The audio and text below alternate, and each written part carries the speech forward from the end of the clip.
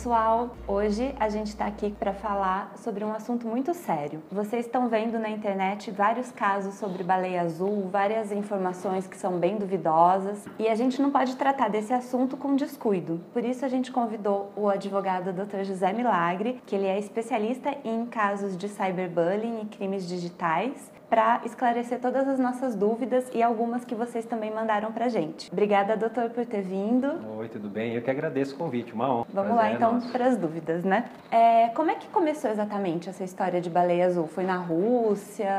Exatamente, né? O baleia azul, ao contrário, né, do que algumas pessoas ainda imaginam, ele não se trata de um aplicativo, um joguinho, né? A gente verifica muitos pais, se você baixar o baleia azul, fazer o download do baleia azul, você vai ver só. Na verdade, o baleia azul não é um aplicativo, mas um desafio que se desenvolve eminentemente pelas redes sociais e que iniciou-se sim na Europa, iniciou-se também na Rússia e consiste em passar entre os usuários alguns desafios, do 1 ao 50, por exemplo, e que nós já identificamos são desafios insanos, desafios que envolvem lesão corporal, danos psicológicos ou que colocam a vida dessas pessoas em risco, né?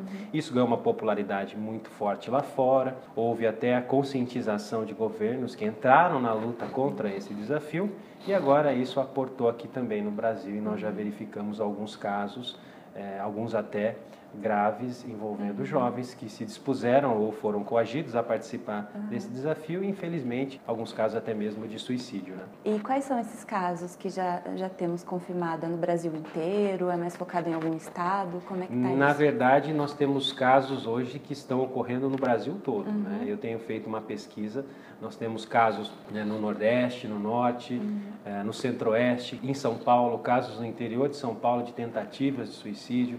Recentemente, no interior de São Paulo também, um jovem que ficou na ponte ali, entre o joga e não joga, né? E ao que parece seria a fase 25 do desafio, que é você sentar na borda de uma passarela ou de uma ponte. Nossa, isso é muito sério, né? Muito sério, né? Enfim, os jovens que acabam, de certo modo, ou pela emulação, pelo desafio, ou entendendo ser uma brincadeira inconsequente e vão dando sequência nos desafios que vão piorando, né, que vão sendo mais graves, ou mesmo pelo constrangimento, pela coação, acabam entrando nesse desafio e às vezes fragilizados emocionalmente, acabam por realmente colocar a sua integridade física e até mesmo a sua vida em risco. E já existe algum caso de prisão de curador desse jogo? Como é que é isso? Então, é importante destacar que prisões ainda nós não identificamos, mas está muito próximo, né?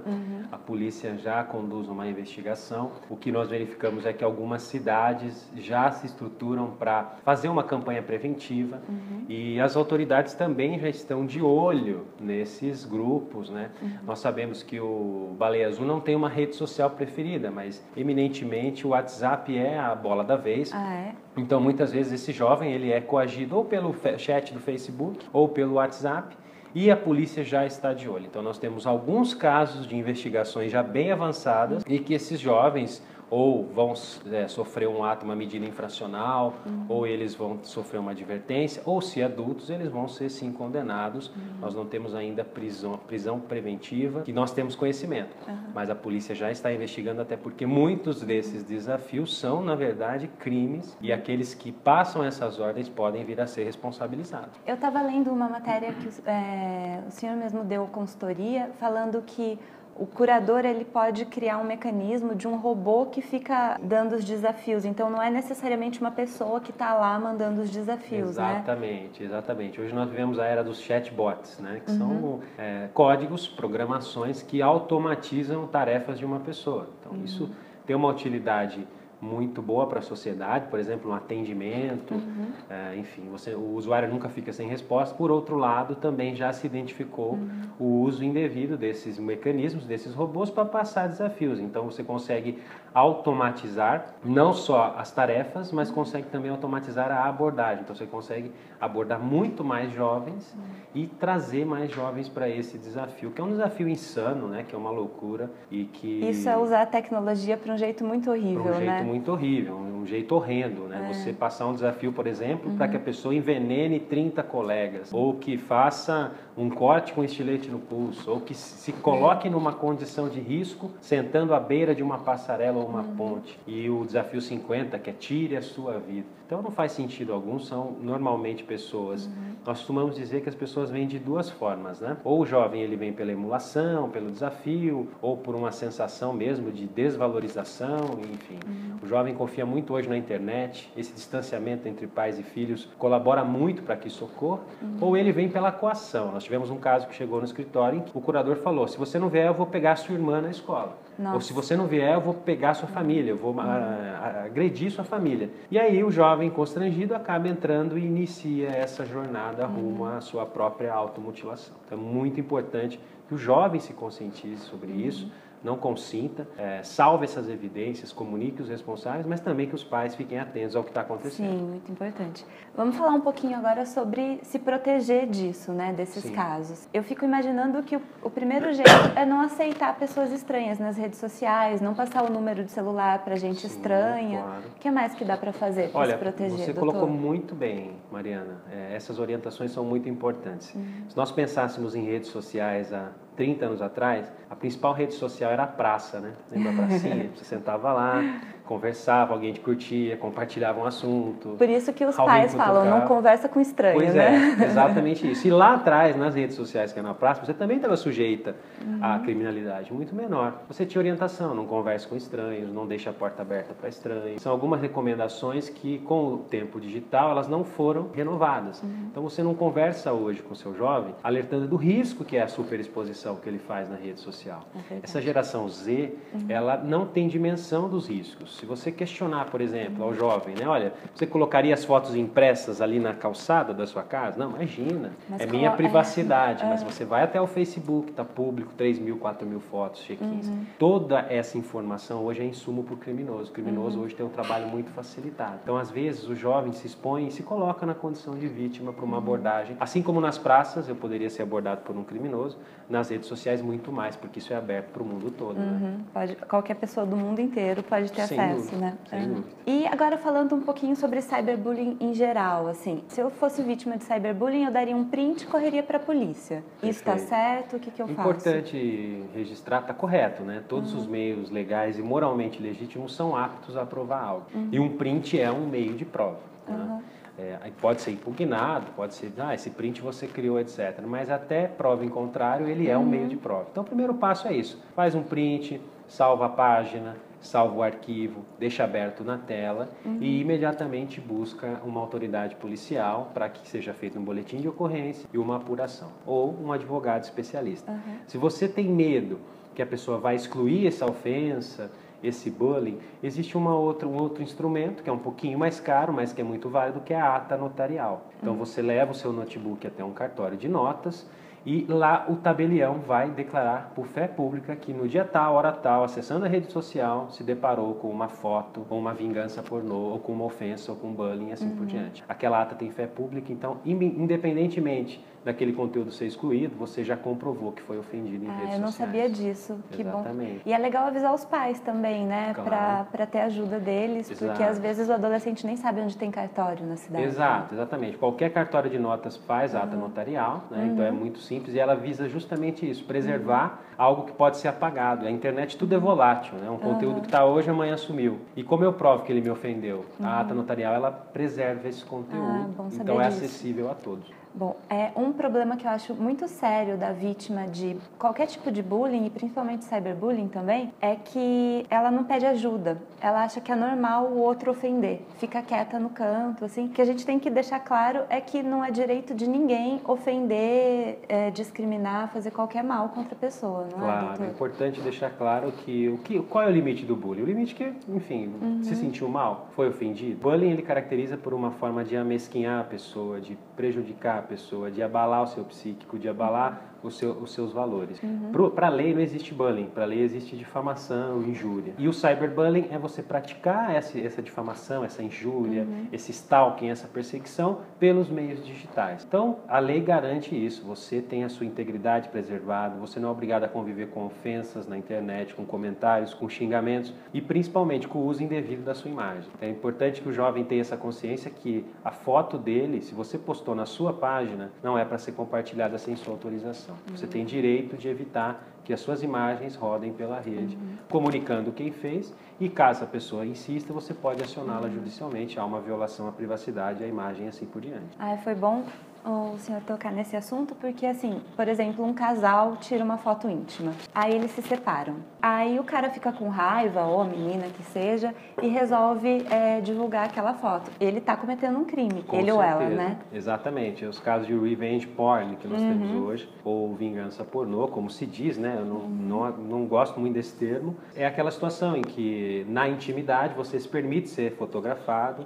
influenciado pela paixão, pela emoção e assim por diante, e não consente com essa divulgação, ou mesmo pede uma exclusão, e na grande maioria das vezes não ocorre a exclusão, e diante de um desentendimento, de um término de um relacionamento, isso é muito comum, tá? Assim, a gente que atua 17 anos com direito digital, são os casos mais comuns no escritório, infelizmente. E não só mulher vítima, nós temos homens também que são vítimas. É importante deixar claro que isso é uma violação à imagem, isso é uma violação à privacidade e à intimidade, e isso caracteriza difamação qualificada, que é uma difamação cuja pena é mais grave ainda. E o Marco Civil da Internet, é até importante colocar essa lei para os jovens, né, que é uma lei que garante os direitos e deveres dos usuários de internet.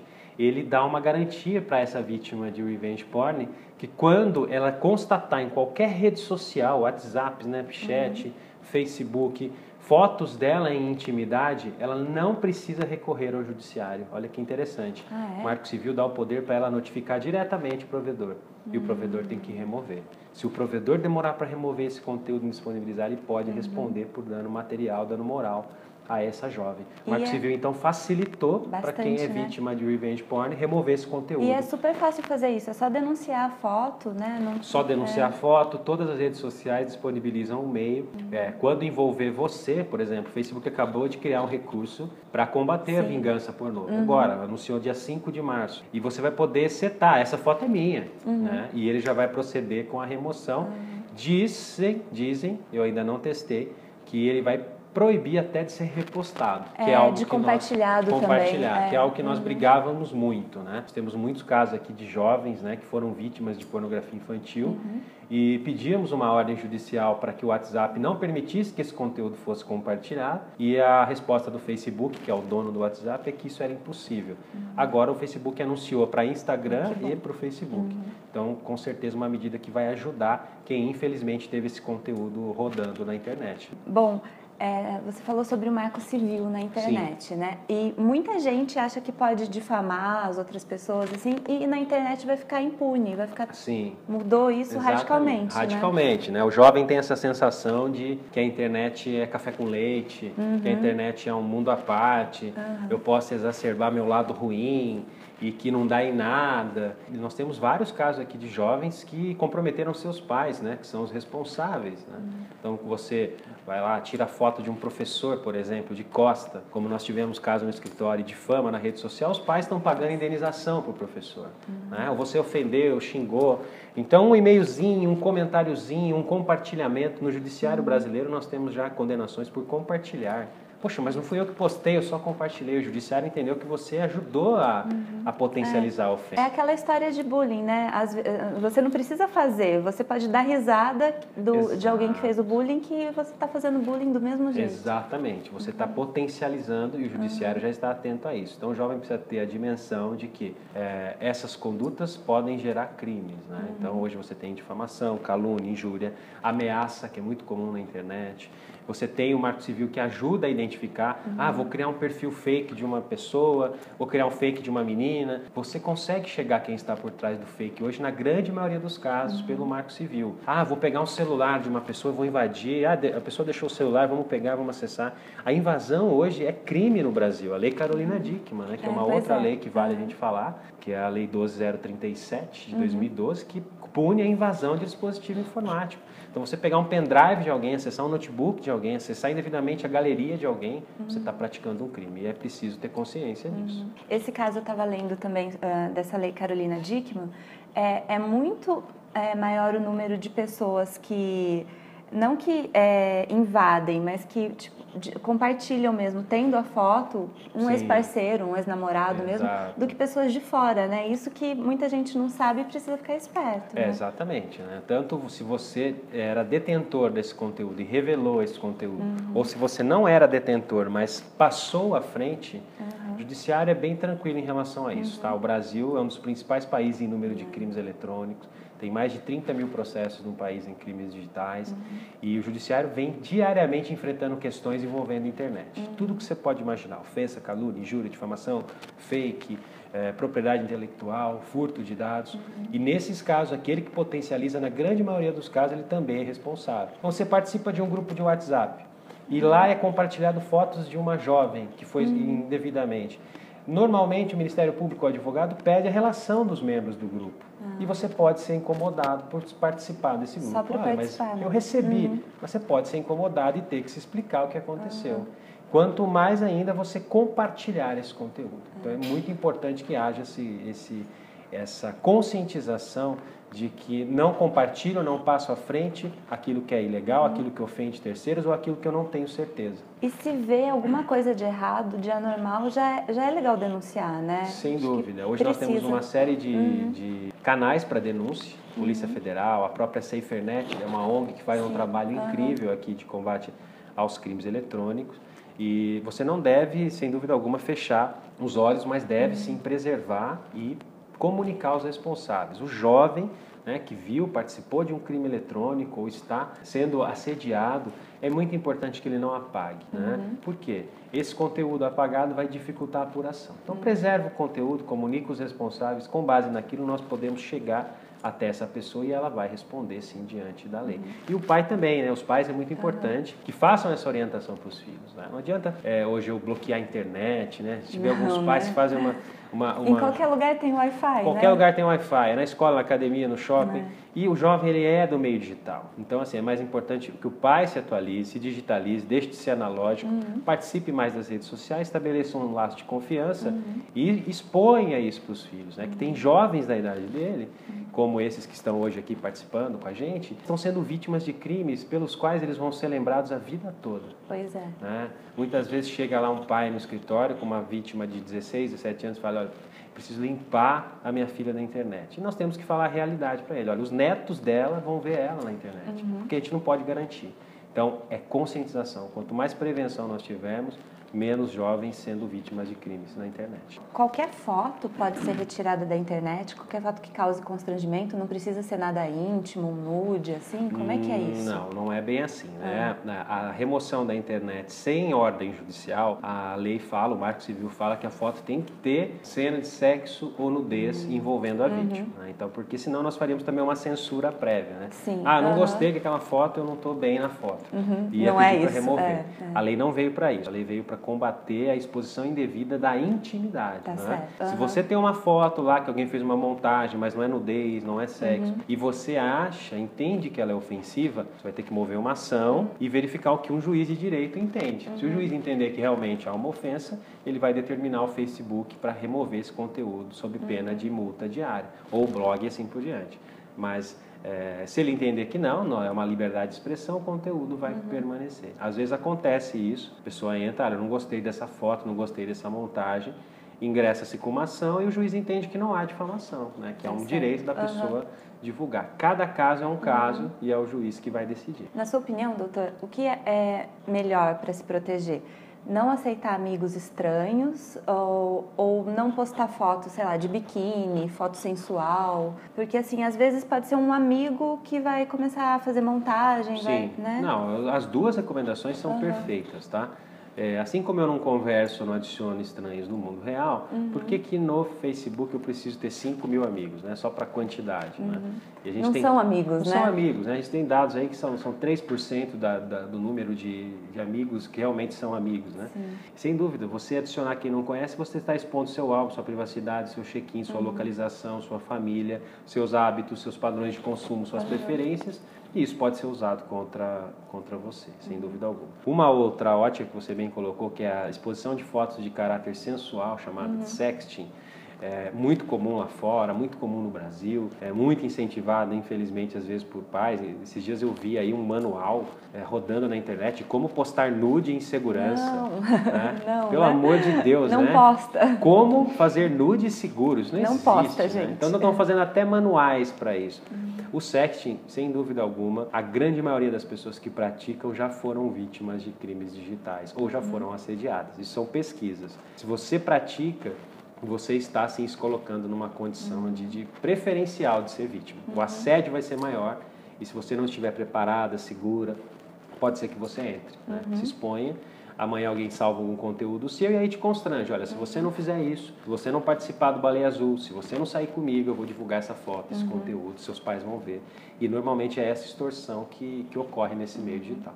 Então procurar se preservar, não colocar na internet aquilo que eu não colocaria na calçada da minha casa, por exemplo. Exatamente. A senhora até já falou que são os pais que acabam pagando pelos crimes dos adolescentes, né? Sem dúvida, sem dúvida. Mas existe punição, isso não vai passar despercebido. Exatamente, os pais não respondem criminalmente. Importante deixar claro, pela intranscendência, somente quem praticou o crime seria responsável. Como ele é menor, ele fica sujeito a um ato, uma medida infracional, e só que isso não exime a responsabilidade civil dos pais. Então os pais vão reparar o professor, os pais vão reparar a mãe, os pais vão reparar a vítima do Baleia Azul, os pais vão reparar aquele menino que sofreu bullying nas redes sociais. Isso está acontecendo, tá, gente? Nós temos uma série de processos no Brasil. Que bom, né? Isso acontece, né? Os pais chamam, nossa, mas eu só trabalho, não sei o que meu filho está fazendo. Olha, sinto muito, então saiba o que seu filho está fazendo. Porque sempre é essa desculpa, né? Não, até tirei o celular dele. Bom, mas o dano está causado. E o Código Civil fala que os pais são responsáveis. Então o pai vai ter que indenizar, lá, por exemplo, a família de uma vítima por um ato que o jovem cometeu na internet. O caso da Baleia Azul. Pode ser que gente espertinha, entre aspas, assim, esteja tomando posse disso para fazer um cyberbullying, para provocar outras pessoas? Sem dúvida, né? Hoje, os casos que a gente teve acesso à Baleia Azul, engana-se aquele que pensa que são só jovens. Nós já tivemos casos de curadores maiores que vão responder criminalmente. Essa abordagem, né? Olha, vem cá, vamos participar de um jogo, eu tenho um conteúdo seu que eu vou revelar, ou eu conheço a família. A regra número 1 é você não abrir a boca, fazer o que eu mando. Essa coação precisa ser denunciada imediatamente. Então você, jovem, printa, salva, chama a família. É o melhor caminho que você segue. Não dê corda, não dê sequência nesse não processo. Fique quieto, né? Não fique quieto, não apague o conteúdo. A primeira reação do jovem é querer limpar o celular. E aí você vai ter mais, você está contribuindo para que outra pessoa possa virar vítima dessa abordagem. É importante deixar claro que hoje, com o Marco Civil, pessoas que se sentem amparada pelo anonimato, né, do teclado, do mouse, que não vai ser identificada, que ela está completamente errada. Diversos casos em juízo hoje em que nós chegamos até a casa da pessoa com base nos rastros, no registro de IP e todo o processo de investigação que tem. E lembrando que se existe um grupo que está fazendo essa curadoria, entre aspas, né, aqueles que passam os desafios, eles podem responder por diversos crimes, né? Constrangimento ilegal, podem responder por associação criminosa, podem responder por lesão corporal e, em alguns casos, até mesmo induzimento e instigação auxílio ao suicídio. Se a pessoa chegou ou tentou se matar, dar cabo à sua vida, ele pode responder por uma pena de até 12 anos de recluso. Então, o que parece uma brincadeirinha tem consequências reais e não vai demorar muito para que nós comecemos a verificar pessoas aí sendo presas e condenadas por incentivar e por passar desafios que agridem a integridade de outras pessoas, né? Tá certo. Doutor, então vamos recapitular tudo, assim. Foi ofendido na internet, não apaga. Não apaga, não responde, preserva o conteúdo, imediatamente comunica o pai, né, a pessoa de confiança sua e que seja maior. E a partir daí, juntos, vamos procurar identificar essa pessoa, vamos procurar identificar, levar isso até a autoridade para que ele possa ser chamado e condenado. Se existe uma exposição indevida, fotos, vídeos que vazaram, é muito importante agir rápido. Procurar um especialista em direito digital para tomarmos uma medida de remoção desse conteúdo. Né? Quanto mais tempo demorar, mais a potencialidade lesiva. Esse conteúdo pode ganhar o mundo.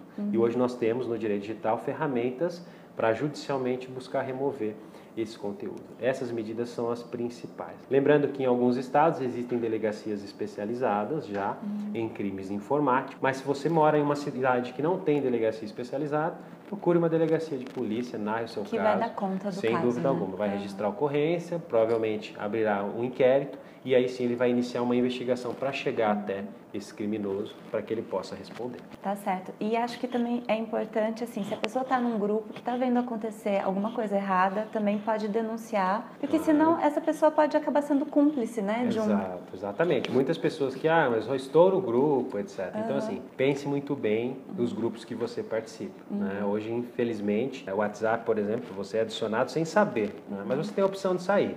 Então foi adicionado, não sabe qual a finalidade, ou rolou conteúdo indevido, imediatamente saia. Né? Que em algum momento um Ministério Público, um advogado, uma polícia pode pedir a quebra de sigilo dos membros, identificar os números dali da lista e você, infelizmente, vai ter um desgaste, vai ter que responder e até se explicar que você não tinha relação nenhuma com quem postou o conteúdo, você já passou uma dor de cabeça desnecessária. E nada de sexting na internet, Sem né? dúvida, né? Quando você pratica o sexting, pode parecer algo que vai gerar valor, etc.